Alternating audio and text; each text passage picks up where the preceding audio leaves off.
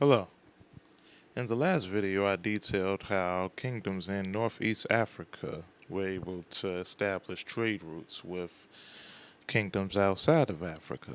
In this video, I like to establish how kingdoms in the South, who often don't get their credit, were very pivotal in establishing global trading routes as well, particularly Great Zimbabwe and the Mutapa Empire.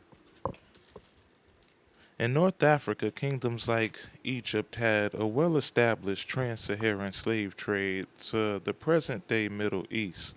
Many kingdoms in the South, however, also traded slaves, who were mostly captured from rival tribes or kingdoms. But many started to adopt a maritime tradition to avoid taxation from kingdoms they may pass through on the journey.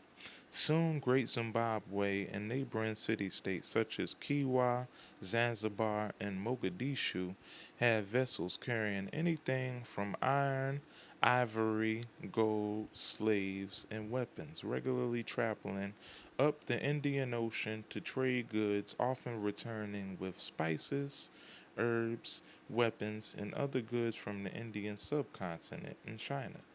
In fact, the very wealthiest ate their meals off on porcelain as early as 1100 AD, imported from China through the Indian Ocean. The Zimbabwe Empire was succeeded by the Mutapa Empire. The kings or the rulers of the Mutapa Empire were known as Mwenes. The Mwenes' power did not come from familial or dynastic privilege, but instead came from the ability to promote trade with different empires. This focus on trade, political alignment, and taxation led to extreme wealth that lasted for centuries. The Europeans that had the most extensive contact with the Mutapa Empire were the Portuguese. In 1415, Prince Henrique of Portugal, better known as Prince Henry the Navigator, encouraged his father to conquer the Islamic ruled Ceuta off the coast of Morocco.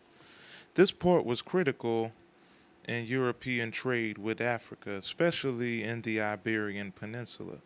Prince Henry was extremely fascinated with Africa, believing it was critical to Portugal becoming extremely wealthy and ultimately a world power. Portugal is the westernmost country in mainland Europe, so trade with Asia or Africa is impossible without passing through Spain and subsequent kingdoms. Prince Henry knew the only way to expand the empire was to conquer abroad by sailing. In 1418, Prince Henry reached modern-day Sierra Leone. He established trade relations, typically iron and weapon for gold and slaves, and converted locals to Christianity. He died in 1460. The Portuguese reached Elmina in present-day Ghana in 1471, establishing the first European settlement there.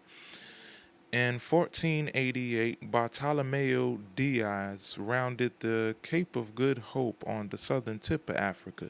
This proved the theory long held by Portuguese navigators that the Indian Ocean could be reached by traveling around Africa.